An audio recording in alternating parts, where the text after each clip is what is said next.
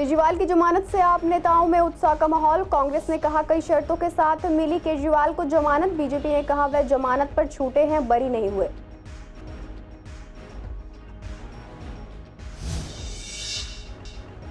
दिल्ली दंगों के 10 आरोपी हुए बरी। कोर्ट ने सबूतों के अभाव में दी रिहाई। गोकुलपुरी थाने के हैं दोनों ही मामले।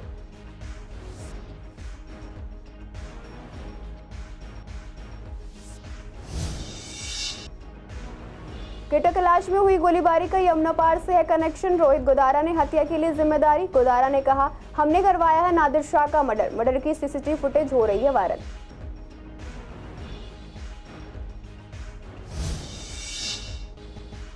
बारिश के बाद शाहदिया के बाजार में फैली गंदगी, कहीं कूड़े के ढेर तो कहीं जलभराव से दुकानदार हैं परेशान। ग्राहकों का कहना प्रशासन को सख्ती से काम करने की है जरूरत।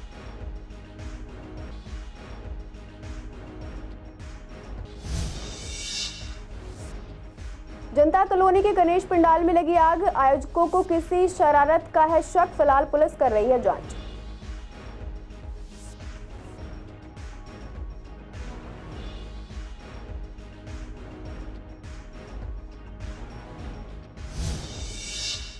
नमस्कार, आप देख रहे हैं सीसीएन लाइव। मैं हूं आपके साथ शिवानी तिवारी। स्वागत है आपका हमारे खास कार्यक्रम पूर्वी दिल्ली खास में। बुलेटिन की शुरुआत करते हैं कुछ खास खबरों के साथ।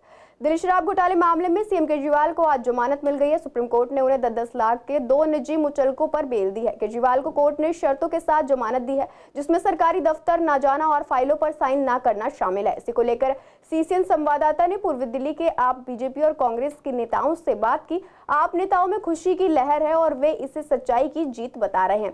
वहीं बीजेपी का कहना है कि मुख्यमंत्री केवल जमानत पर बाहर आए हैं, वह बरी नहीं हुए, उन पर केस चलता रहेगा। वहीं कांग्रेस नेता का कहना है कि केजरीवाल को जमानत मिली है, कई शर्तों पर वो बाहर आए हैं, उन पर अभी केस चलता रहेगा, वह बरी नहीं हुए। दूसरी तरफ पूर्वी दिल्ली की जनता भी सीएम को मिली जमानत से खुश है। केजरीवाल 177 दिन बाद जेल से बाहर होंगे। इसी कड़ी में हमारे संवाददाता ने पूर्वी दिल्ली के लोगों से बात की तो उन्होंने सीएम केजरीवाल की जमानत पर खुशी जाहिर करते हुए कहा कि उन पर लगे सभी आरोप झूठे थे, इसीलिए आज वे बाहर हैं। वह एक सच्चे इंसान हैं, उनका बाहर आना तो तय था। उन्होंने यह भी कहा कि दिल्लीवासी इसलिए खुश है क्योंकि ऐसा नेता जिन्होंने स्वास्थ्य और शिक्षा को बढ़ावा दिया है, वह आज जनता के बीच दिखेंगे। केस उनके ऊपर चलेगा और जब केस का फैसला आएगा तब ये देखा जाएगा वो दोष मुक्त हैं या दोष युक्त हैं। सर, वो मुख्यमंत्री पद की जो सुविधाएं हैं या जो कार्यकाल है वो नहीं कर सकते हैं, क्या उन्हें मुख्यमंत्री पद से इस्तीफा देना चाहिए? तो निश्चित रूप से हमने तो राष्ट्रपति महोदय से मिलकर उनसे आग्रह किया था कि ये असंवैधानिक है, कोई व्यक्ति जेल में रहकर सरकार नहीं चला सकता। लेकिन अगर जमानत हो गई तो वो तो मुद्दा खत्म हो गया है। अगर जमानत हो गई वो मुद्दा तो खत्म हुआ। सर, जमानत इन शर्तों पर ही हुई है कि वो जो फाइल हैं पहले की तरह पर साइन नहीं कर सकते हैं। अभी विस्तार से जो उनका जमानत किन शर्तों की हुई है उनको देखने के बाद ही इस पर टिप्पणी मैं कर पाऊंगा। अभी सुप्रीम कोर्ट का मामला है, सुप्रीम न्यायाधीश का मामला है, तो उसमें देखो उसमें ज़्यादा बोलना तो मैं समझता हूँ अच्छा नहीं होता, क्योंकि जो उनका फैसला दिया उन्होंने सोच समझ कर और देख कर दिया होगा। लेकिन मैं समझता हूँ उनकी जमानत होना दुर्भाग्यपूर्ण है, क्योंकि अब चुनाव है हरियाणा में। मैं समझता हूँ इसलिए अब इसमें, क्योंकि सुप्रीम कोर्ट का मामला इसमें ज़्यादा हम बोल नहीं सकते, क्योंकि न्यायाधीश जो करते हैं उसमें ज़्यादा बोलना अच्छी बात नहीं होती है, क्योंकि जो मामला है उसमें कैसे उसे हम बोल सकते हैं। लेकिन जो फैसला हुआ है और जो ये मैं समझता हूँ कि ये बीजेपी की चाल भी है, और जिसके अंदर जब चुनाव होता है राम रहीम को भी जमानत मिल जाती है जब चुनाव आता है, तो और जो दूसरे लोगों को जमानत मिल जाती है, तो मैं समझता हूँ ये चीज़ें बीजेपी से भी कनेक्टेड है कुछ चीज़ें। तो इस नज़रिए से देखते हैं लोकसभा से पहले उन्हें जमानत मिलती है, अब हरियाणा विधानसभा चुनाव होने से यही मैं कह रहा हूँ ना, अगर गठबंधन हो जाता तो जमानत नहीं मिलती। गठबंधन हो गया तो जमानत मिल गई है। खैर मैं इस पर टिप्पणी ज़्यादा नहीं करना चाहता, क्योंकि सुप्रीम कोर्ट का मामला है, सुप्रीम कोर्ट ने जमानत दी है, तो उसमें मैं जो टिप्पणी करूँगा। लेकिन हाँ, ये बीजेपी का इसमें खेल जरूर है। बहुत अच्छी लहर है, और मैं कहता हूँ दिल्ली वालों के लिए केजरीवाल जी बहुत मतलब भगवान के उसमें हैं। काफ़ी दिल्ली वालों के लिए रियायत कर रखी है उन्होंने, और मैं कहता हूँ कि बहुत अच्छा हुआ उन्हें बेचारों को रियायत तो मिली। वो नहीं, आरोप तो तय हैं, चलो देखे जाएगा, वो भी आरोप तो तय देखी जाएगी। बाकी उसके वो चलते रहते हैं कोर्ट की तारीखें वगैरह, तो वो बाहर तो रहने चाहिए, दिल्ली के लिए काम तो करने दें उन्हें। बहुत अच्छी बात है जमानत मिल गई उनको और वो रिहा हो गए, बहुत अच्छी बात है। बहुत कुछ किया है उन्होंने दिल्ली के लिए। स्कूल जितने भी थे बहुत अच्छे, पहले से जब हम पढ़ते थे, हम भी गवर्नमेंट स्कूल में पढ़े हुए हैं, उस टाइम पे हम दरी पे बैठा करते थे, मतलब, और अब देखते हैं और तब में बहुत ज़मीन आसमान का फ़र्क है, बहुत ज़मीन आसमान का फ़र्क है। जो वो करना चाहते हैं लोग करने नहीं दे रहे, मतलब कुछ ना कुछ अड़चन आगे डाल ही रहे हैं। सारे काम किए उन्होंने, क्या काम नहीं करा, सारे करें। हमारी गाड़ी चल रही है, उनकी बदौलत चल रही है। बहुत ही केजरीवाल जी को जो जमानत मिली है ये सच्चाई की जीत है, क्योंकि केजरीवाल ने जो काम यहाँ पे किया हुआ है आज से पहले ना किसी ने किया है और ना कोई करेगा। तो केजरीवाल एक एजुकेटेड सीएम है हमारे देश के और हम उनके सपोर्ट में हैं। देखिए, मोहल्ला क्लिनिक से लेकर सबसे मेन आपका फाउंडेशन होता है एजुकेशन। एजुकेशन में आप किसी भी स्कूल में जाइए, कहीं भी जाइए, आप कोई भी स्कूल, आप तो घूमते रहते हैं, तो आप देखिए वहाँ पर स्कूल का अंदर का जो इन्होंने जो बना रखा है, पहले और आज में जो अंतर है वो आपको दिखाई देगा। सबसे मेन है, क्योंकि हर कोई यही चाहते हैं कि उनके बच्चे पढ़ें, अच्छे पढ़ें, तो सबसे मेन तो यही है कि एजुकेशन में उन्होंने बहुत कुछ किया है और बहुत कुछ करेंगे भी। बाकी कुछ त्रुटियां भी हैं जिनको सुधार करना है, उनको करना चाहिए, बाकी तो ठीक ही हैं, जो भी चल रहा है बढ़िया चल रहा है। खुशी भी है, अच्छी बात है, केजरीवाल जी ने अच्छा काम किया है और उनकी तरफ से देखा जाए तो मैं तो जनरल में देखता हूँ स्कूलों का डेवलपमेंट वो बहुत अच्छा रहा। ये अच्छी चीज़ है, अगर ये इसी तरह से करते रहेंगे तो आगे बढ़ेंगे। अगर वो किसी समाज को या ग्रोथ को नहीं देख के अपने पर्सनल हित के लिए जाएंगे तो फिर लोग उनको डिक्लाइन करेंगे। ककरडुमा कोर्ट ने 2020 के यमुना पार दंगों से जुड़े 2 मामलों में 10 लोगों को बरी कर दिया है। एडिशनल सेशंस जज पुलस्त्य प्रमाचल ने मामले में आरोपियों को संदेह का लाभ देते हुए बरी करने का आदेश दिया है। ककरडुमा कोर्ट ने अपने फैसले में आरोपियों को बरी करते हुए कहा कि अभियोजन पक्ष के 3 गवाहों के बयानों के और गवाही पर भरोसा नहीं किया जा सकता। मामले में सभी आरोपियों के खिलाफ लगाए गए आरोप संदेह से परे साबित हुए हैं। कोर्ट ने कुछ आरोपियों को बरी करते हुए संदेह का लाभ भी दिया। कोर्ट ने दोनों मामलों में जिन आरोपियों को बरी करने का आदेश दिया है उनमें मोहम्मद शहनवाज, मोहम्मद शोएब, शाहरुख, राशिद, आजाद, अशरफ अली, परवेज, मोहम्मद फैजल, राशिद और मोहम्मद ताहित शामिल हैं। दोनों ही मामले गोकुलपुरी थाने के हैं। साउथ दिल्ली के ग्रेटर कैलाश में ताबड़तोड़ गोलियां बरसाकर हुई नादिर शाह की हत्या के तार यमुना पार से जुड़ रहे हैं। दरअसल इस मर्डर के बाद सोशल मीडिया पर गैंगस्टर रोहित गोदारा के नाम से एक कथित पोस्ट किया गया है जिसने इस हत्या की जिम्मेदारी ली है। पोस्ट में लिखा है, तिहाड़ जेल में बंद हमारे भाई समीर बाबा का मैसेज आया था कि ये हमारे दुश्मनों के साथ मिलकर हमारे काम धंधों में अड़चन डाल रहा है, इसलिए हमने मरवाया है। जो भी हमारे या हमारे किसी भी भाई के दुश्मन का साथ देगा उसका अंजाम यही होगा। हमारे जो भी दुश्मन हैं वो तैयार रहे, जल्द ही मुलाकात होगी। दरअसल पोस्ट में जिस समीर बाबा का जिक्र हुआ है असल में वो नॉर्थ ईस्ट दिल्ली के कुख्यात गैंगस्टर हासिम बाबा का दाहिना हाथ है। हाल ही में ताबड़तोड़ वारदात करने के बाद यह जेल गया।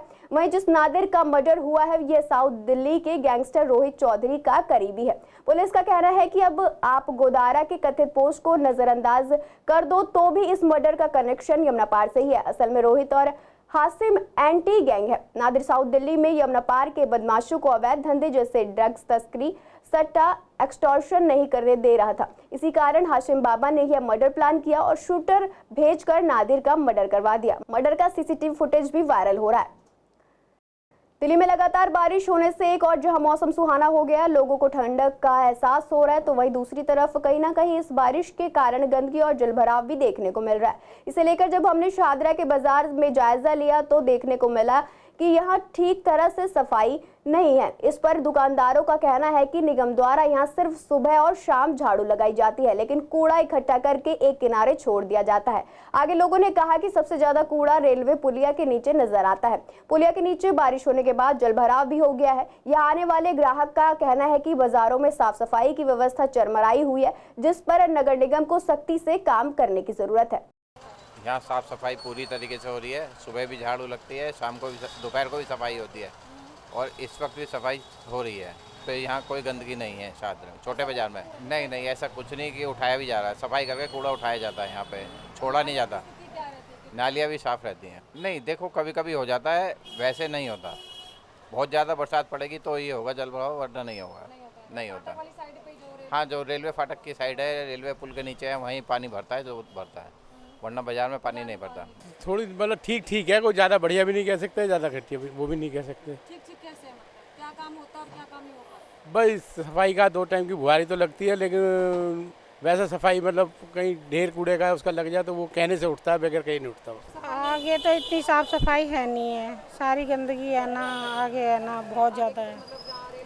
हाँ जी, बहुत ज़्यादा गंदगी रहती है वहाँ पे। कस्टमर आते हैं यहाँ पे, मैं तो फर्स्ट बार ही आई हूँ। एक्सपीरियंस कैसा रहा फर्स्ट टाइम आए हो आप? अभी तो घूम रहे हैं, एक्सपीरियंस ले रहे हैं यहाँ का। साफ सफाई वैसे नजर नहीं आ रही, इतनी नहीं आ रही है, वहाँ कूड़ा वगैरह मतलब नालियों से निकला हुआ पड़ा हुआ है, तो उसको उठाया नहीं जाता। कोई उठाने वाला आया नहीं है। बीमारियों का डर रहता है क्योंकि यहाँ पे कस्टमर बिल्कुल मच्छरों का डर रहता है, मच्छर आता है यहाँ पे। मतलब आजकल जो है ना, जितना फ्लू चल रहा है आगे, और उसके अकॉर्डिंग मतलब है ना बीमारी है ना ज़्यादा से ज़्यादा हो, फीवर वगैरह ये सब चल रहा है ज़्यादा। नहीं, कोई दिक्कत नहीं है, साफ़ सफाई है, बढ़िया है, कोई दिक्कत। सुबह सुबह लग जाती है झाड़ू, हम लोग आते हैं दुकान खोलते हैं उससे पहले लगी रहती है। आगे है वहाँ रेलवे पुल के पास थोड़ा सा रहता है, पानी वानी भरा रहता है, बाकी इधर तो सही है। शाहदरा की जनता कॉलोनी में बीती रात अचानक गणेश भगवान के पंडाल में आग लग गई। गनीमत रही कि कोई हताहत नहीं हुआ। दरअसल गणेश भगवान की पूजा के लिए यहाँ के स्थानीय बच्चों ने अपना योगदान देकर पंडाल लगाया था, जिसमें कल देर रात आग लग गई। फिलहाल आग लगने के कारणों की पुष्टि नहीं हो पाई है। इसे लेकर आयोजकों का कहना है कि वे रोजाना पंडाल को ढककर बाहर ही सोते थे, लेकिन कल बारिश बहुत ज्यादा थी तो अंदर सोने चले गए, जिसके बाद अचानक पंडाल में आग लग गई।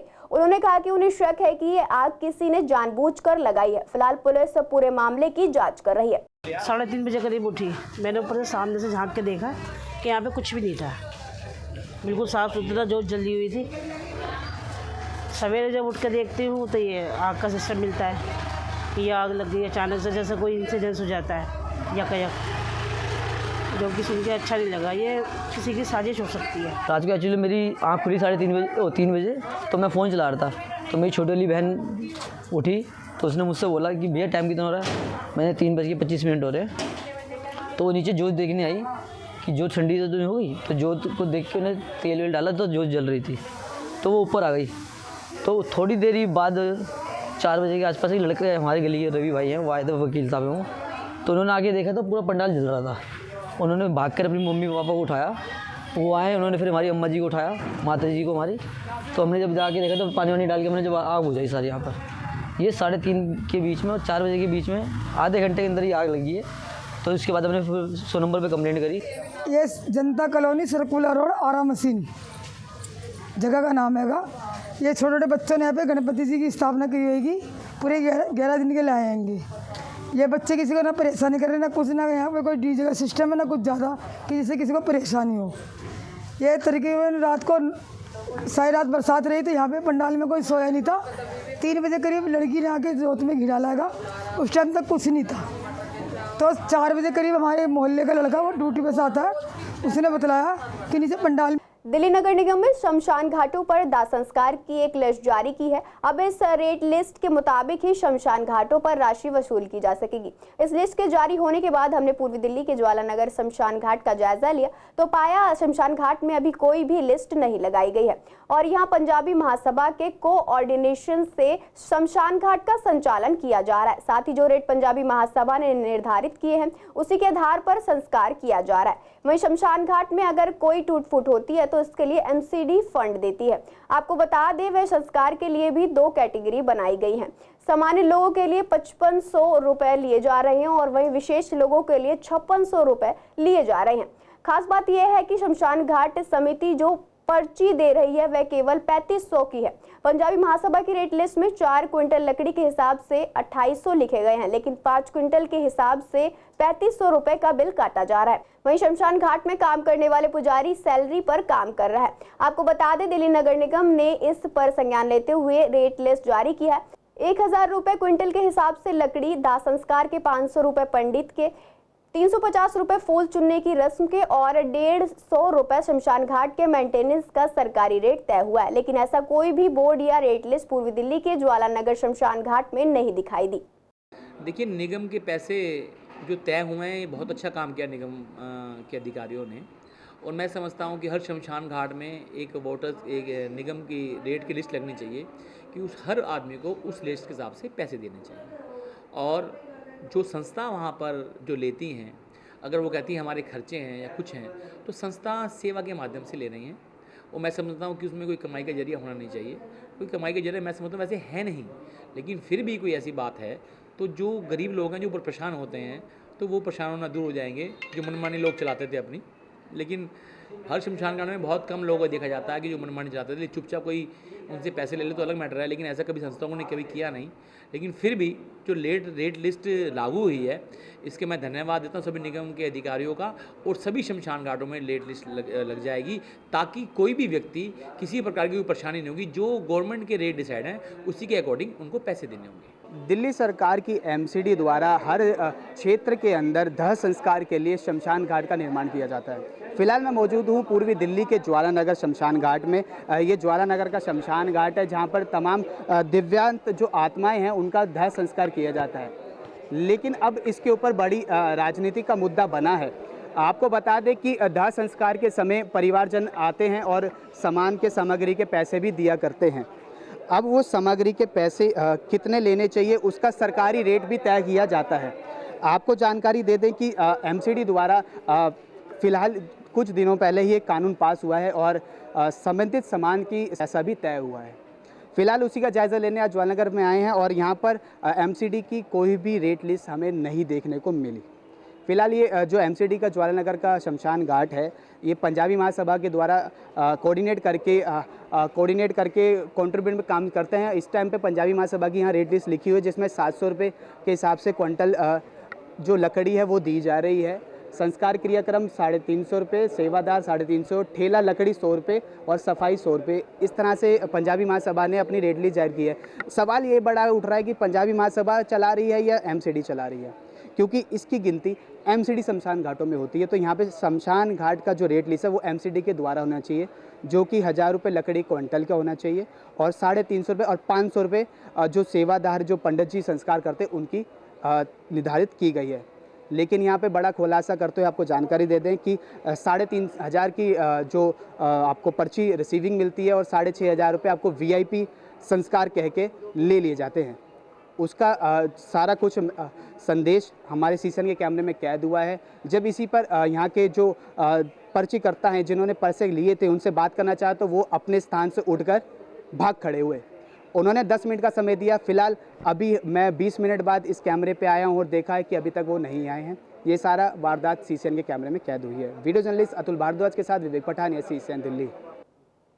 पूर्वी जिला प्रशासन ने छापेमारी कर 26 बाल मजदूरों को मुक्त कराया है। इन बच्चों से फैक्ट्री और दुकानों में काम करवाया जा रहा था। एसडीएम मयूर विहार के नेतृत्व में कार्रवाई को अंजाम दिया गया है। बता दें, प्रशासन ने पुलिस के साथ मिलकर 8 संपत्तियों को सील किया है जहां बच्चों से मजदूरी कराई जा रही थी। एसडीएम संजय कुमार ने बताया कि प्रशासन को सूचना मिली थी कि कोंडली और गंडोली में बच्चों से मजदूरी करवाई जा रही है। सूचना को गंभीरता से लिया गया। प्रशासन ने पुलिस, बचपन बचाओ आंदोलन, श्रम विभाग, चाइल्ड कमेटी के अधिकारियों के साथ बैठक की।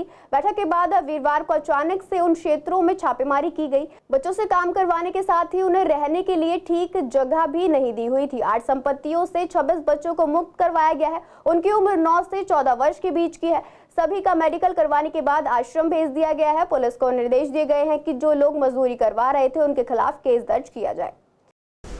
आज मयूर विहार फेज़ 3 और घड़ोली इलाके में, कोंडली इलाके में बचपन बचाओ आंदोलन एनजीओ के सहयोग से हमारे लेबर डिपार्टमेंट और लोकल पुलिस की मदद से हमने रेड किया। हमारे पास शिकायत थी कि बाल मजदूरी करवाई जा रही है, इनह्यूमन कंडीशंस में इनसे काम करवाया जा रहा है। तो हमने 3 लोकेशन पे रेड किया, जिसमें सिलाई मशीन में इन लोग को एम्प्लॉय किया गया था, स्टिचिंग फैक्ट्री है, स्वीट शॉप्स है जहाँ पे इनह्यूमन कंडीशंस में इनसे छोटे छोटे कमरों में रख के काम करवाया जा रहा है। वहाँ पे ऑक्सीजन नहीं है, गैस नहीं है और ये लोग वहाँ पे काम कर रहे हैं। आज हम लोगों ने 26 बच्चे इसमें रेस्क्यू किए, 26 बच्चे पकड़े हैं। ये बच्चे कहाँ के रहने वाले हैं और कब से काम कर रहे थे सर? इनके सबके स्टेटमेंट दर्ज किए जा रहे हैं और स्टेटमेंट के आधार पे कार्रवाई होगी। इनको CWC में प्रेजेंट किया जाएगा, इनको चिल्ड्रन होम में भेजा जाएगा। ये लोग लोकल एरिया से ही हैं और किस वजह से वहाँ काम कर रहे हैं, क्यों काम कर रहे हैं, कब से काम कर रहे हैं, ये सारी चीज़ें अभी निकल के आएगी। कड़ा संदेश है, जो मजदूरी करवा रहे हैं इनके पेरेंट्स के लिए भी एक संदेश है, क्योंकि सरकार की बहुत सारी योजनाएं हैं। आप बच्चों को हॉलीडे चिल्ड्रन होम में रख सकते हैं और वहाँ पे गवर्नमेंट इनके लिए पढ़ाई की व्यवस्था करती है। टिल द एज ऑफ 18 वहाँ पे रह सकते हैं, अगर परिवार सक्षम नहीं है उनको रखने के लिए। तो ये संदेश है, और जो बाल मजदूरी करवा रहे हैं उनके लिए तो कड़ा संदेश है। उनके प्रीमाइसेस सील हो गए हैं, उनके खिलाफ FIR भी लॉन्च की जाएगी और कार्रवाई की जाएगी। पूर्वी दिल्ली के थाना पड़पड़गंज इंडस्ट्रियल एरिया पुलिस ने एक आरोपी को गिरफ्तार किया है। उसके कब्जे से एक चाकू भी बरामद किया गया है। गिरफ्तार आरोपी की पहचान ईस्ट विनोदनगर निवासी राहुल के तौर पर हुई है। थाना पड़पड़गंज इंडस्ट्रियल एरिया के constable Sandeep Kumar road number 56 Chaudhary Charan Singh मार्ग ISBT आनंद विहार पर शाम की गश्त ड्यूटी कर रहे थे। गश्त के दौरान जब वह ISBT आनंद विहार के बाहरी गेट के पास पहुंचे तो उन्होंने एक संदिग्ध लड़के को देखा। पुलिस को देखकर वह डर गया और सीमापुरी की तरफ भागने लगा। इस पर कांस्टेबल संदीप कुमार ने युवक का कुछ देर पीछा करने के बाद उसे पकड़ लिया। जब आरोपी से पूछताछ की गई तो वह कोई उचित जवाब देने में असमर्थ था। उसकी तलाशी में उसके कब्जे से एक बटन वाला चाकू भी बरामद हुआ है। पुलिस ने आर्म्स एक्ट के तहत मामला दर्ज कर लिया है और आगे की जांच जारी है। दिल्ली मेट्रो में यात्रा करने वाले अब मोबाइल फोन को स्मार्ट कार्ड की तरह इस्तेमाल कर सकेंगे। वीरवार को DMRC ने multiple journey QR ticket launch किया है। जब हमने मेट्रो में यात्रा करने वाले लोगों से इस बारे में बात की तो उन्होंने बताया कि इससे काफ़ी आसानी होगी और उनके समय और पैसे दोनों की ही बचत होगी। उन्होंने कहा अब काउंटर पर लगने वाली लंबी लाइन से भी राहत मिलेगी। कार्ड पे रिचार्ज करते हैं, सम टाइम उनके वो सर्वर्स वर्क नहीं करते तो उसमें कार्ड रिचार्ज नहीं हो पाता। कई बार हम बहुत सारी चीज़ें भूल जाते हैं, जल्दी में निकल जाते हैं घर से, तो हम फ़ोन तो हमारे पास रहता है 24 घंटे। UPI से पेमेंट कर सकते हैं, उसको यूज़ कर सकते हैं उस तरीके से। हाँ, तो अगर उसका कुछ बेनिफिट हो, जैसे हमें कार्ड पे 10% ऑफ मिलता है, तो अगर ऐप पे भी कुछ ऑफ मिले तो यूज़ कर लेंगे, वरना पेटीएम पे तो ऑलरेडी हम वो स्कैन मतलब हमें मिल जाती है, ऑनलाइन टिकट मिल जाती है। नहीं, टिकट तो वन टाइम यूज़ होता है और जिस स्टेशन से मतलब पर्टिकुलर स्टेशन के लिए लोगे वहीं तक होता है। जैसे मेरे लिए तो कुछ खास यूज़ होगा नहीं, क्योंकि ये उसके लिए यूज़ है जैसे जिसका फील्ड वर्क हो, जैसे ज़्यादा मेट्रो से ट्रैवल करना। अब मेरा मतलब कॉलेज कभी कभी ऑफ हो जाता है, मतलब हफ्ते में 2-3 दिन जाने के लिए मैं ज़्यादा का तो ऑब्वियसली नहीं परचेज़ करूँगा। अब मेरी अगर 40 की टिकट लग रही है तो मैं क्यों ही 100 रुपये का परचेज़ करूँगा, अगर तो वो हिसाब से। हाँ, मतलब कार्ड है तो कन्वीनियंट रहेगा वो, क्योंकि मतलब कार्ड को कैरी करना तो खो भी सकता है। फ़ोन के अंदर ज़्यादा कन्वीनियंट है, मतलब फ़ोन से स्कैन करो और ये ईजी है। कुछ एक्स्ट्रा चीज़ कैरी करने की ज़रूरत नहीं है। जैसे हम वो टिकट्स QR टिकट्स लेते हैं वो खो सकती है, मतलब मेरी तो खोई भी है काफ़ी बारी, तो उसके लिए हाँ, तो फ़ोन कैरी करते हैं, उसके लिए तुम्हें कुछ एक्स्ट्रा चीज़ करने की ज़रूरत नहीं। मतलब मेरा कार्ड भी खो चुका है, मेरी QR टिकट भी खो चुकी है, तो ये ज़्यादा कन्वीनियंट है। फ़ोन इज़ मोर कन्वीनियंट ज़्यादा। विदाउट कार्ड मतलब कभी हो भी सकता है, कभी ना भी हो, डिपेंड करता है। अब अगर फ़ोन में बैटरी नहीं है और कार्ड चाहिए होता है पैसे डलवाने में, और अगर कैश डलवाना है तो भी वो फ़ायदेमंद हो सकता है। ज़्यादा लोग तो कार्ड ही यूज़ करेंगे, ऐप यूज़ करेंगे तो फ़ायदेमंद होगा। मोस्टली लोग तो कैरी करते हैं। हाँ, और आजकल तो जो DMRC वाला ऐप है वो भी ऑनलाइन टिकट ही प्रोवाइड कर रहे हैं कि टाइम बचेगा और ये सब होगा, तो ऐप भी यूज़ करना चाहिए। स्लिप्स कम लगेंगी, पेपर वेस्टेज कम होगी। पूर्वी दिल्ली के थाना न्यू अशोकनगर पुलिस ने 2 शातिर स्नैचर्स को गिरफ्तार किया है। आरोपी के पास से एक मोटरसाइकिल और 3 मोबाइल फोन भी बरामद किए गए हैं। गिरफ्तार आरोपी की पहचान गणेश और मोहम्मद शादाब के तौर पर हुई है। बता दें, थाना न्यू अशोकनगर के पुलिस स्टाफ स्नैचिंग और चोरी की बढ़ती घटनाओं के कारण वसुंधरा एनक्लेव क्षेत्र में गश्त कर रहे थे। गश्त के दौरान जब वे वसुंधरा एनक्लेव में सम्राट अपार्टमेंट के पास पहुंचे तो उन्होंने प्लाजा मार्केट दल्लूपुरा से राम मंदिर ई ब्लॉक न्यू अशोकनगर की ओर एक तेज रफ्तार मोटरसाइकिल को आते देखा। मोटरसाइकिल पर आगे की नंबर प्लेट नहीं थी। यह देखते हुए पुलिस ने बाइक सवार को रुकने का इशारा किया, लेकिन बाइक सवार ने भागने का प्रयास किया। पुलिस ने उसे पीछा किया और दोनों बाइक सवार को पकड़ लिया। आरोपी की तलाशी लेने पर उसके कब्जे से 3 मोबाइल फोन और एक अवैध बटन वाला चाकू बरामद हुआ है। थाना न्यू अशोकनगर ने आर्म्स एक्ट के तहत मामला दर्ज किया है। मामले में आगे की जांच की जा रही है।